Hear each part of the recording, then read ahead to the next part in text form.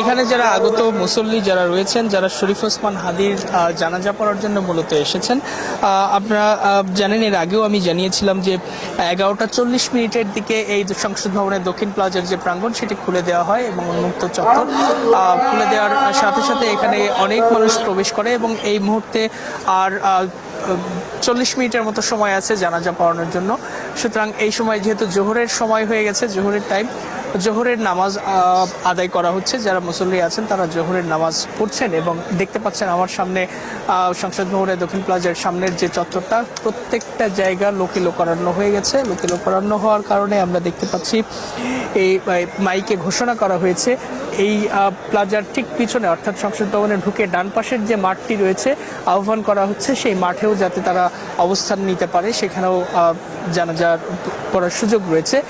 এর বাইরে মানিক মিয়া এভিনিউর যে রাস্তা বা প্রধান সড়ক, সেই প্রধান সড়কে মিছিল নিয়ে এখন পর্যন্ত সাধারণ মানুষ, বিভিন্ন শ্রেণী পেশা, বিভিন্ন বয়সী মানুষ তারা এসে জড়ো হচ্ছেন এবং তারা আসছেন। বলা যায় যে মানুষের স্রোত এসে মিলিত হয়েছে আজকে এই মানিক মিয়া এভিনিউতে।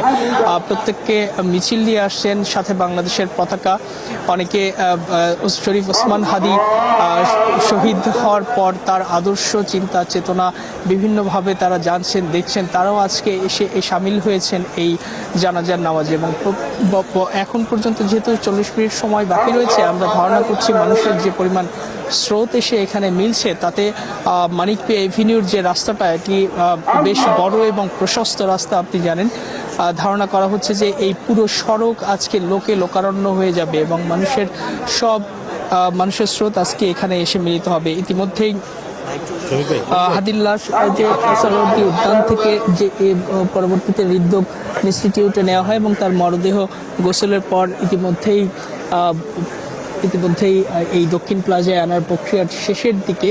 এবং আমরা দেখতে পাচ্ছি যে সরকারের যে গুরুত্বপূর্ণ ব্যক্তিরা যারা, তারা ইতিমধ্যেই আসতে শুরু করেছে এবং আজকের এই জানাজায় প্রধান উপদেষ্টা সহ সরকারের গুরুত্বপূর্ণ বিভিন্ন রাজনৈতিক দল, অন্যান্য সামাজিক সাংস্কৃতিক সংগঠনের যারা সদস্য রয়েছে, জুলাই যোদ্ধা যারা রয়েছে, তারাও এখানে এসে জড়ো হয়েছে বা জড়ো হচ্ছেন এখন পর্যন্ত। এবং আজকের এই জানাজার নামাজটি পড়াবেন তার বড় ভাই শরীফ ওসমান হাদির বড় ভাই আবু বকর সিদ্দিক এবং এই জানাজা শেষে তাকে মিছিল নিয়ে ঢাকা বিশ্ববিদ্যালয়ের কেন্দ্রীয় মসজিদে নেওয়া হবে এবং সেখানে আরেকটি জানাজা হওয়ার কথা রয়েছে। সেটি হওয়ার পরে জাতীয় কবি কাজী নজরুল ইসলামের যে কবর রয়েছে কেন্দ্রীয় মসজিদের পাশে ঢাকা বিশ্ববিদ্যালয়, সেখানেই তাকে দাফন করা হবে।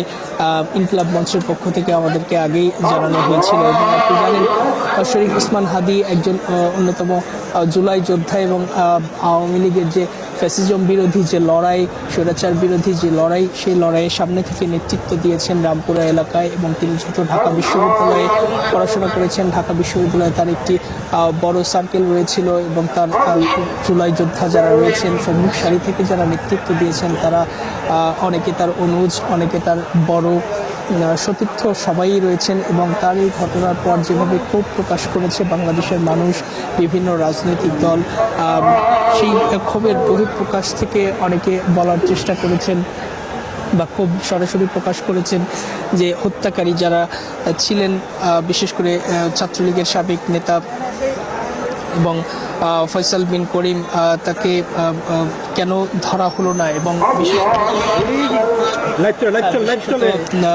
এই ফয়সাল করিমকে এর আগে কয়েকটি মামলায় কিন্তু আটক করা হয়েছিল এবং তাকে দ্রুততম সময়ের মধ্যে কীভাবে তিনি সেই কারাগার থেকে বের হলেন, জামিন পেলেন, সেটি নিয়ে প্রশ্নবিদ্ধ করা হয়েছে আইন উপদেষ্টা আসিফ নজরুলকে। এবং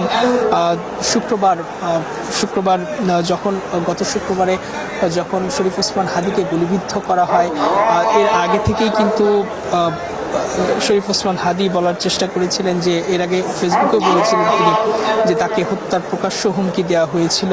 যদিও তিনি সরাসরি টিভি ক্যামেরায় বলেছিলেন যে মৃত্যুর ফয়সালা আসে আসমান থেকে, জমিন থেকে নয়। অর্থাৎ তারাই যেভাবেই চেষ্টা করুক না কেন, আল্লাহ যদি তাকে শহীদি মৃত্যু লিখে রাখেন তবে সেটিই ঘটবে। তিনি ভয় ডরহীনভাবে ঢাকা 8-এ নির্বাচনী প্রচারণা চালিয়েছেন এবং দেশি বিদেশি অন্তত 30টি নাম্বার থেকে তাকে ফোন এবং মেসেজ পাঠিয়ে হত্যার হুমকি দেওয়া হয়েছিল। এবং এই হুমকিগুলো হাদি বলেছিল যে আওয়ামী লীগের যারা দোসর, আওয়ামী লীগের যারা নেতাকর্মী, এই খুনি সমর্থকরা তাকে সার্বক্ষণিক নজরদারিতে রাখছে, এটি এর আগেও তিনি বলেছিলেন। এবং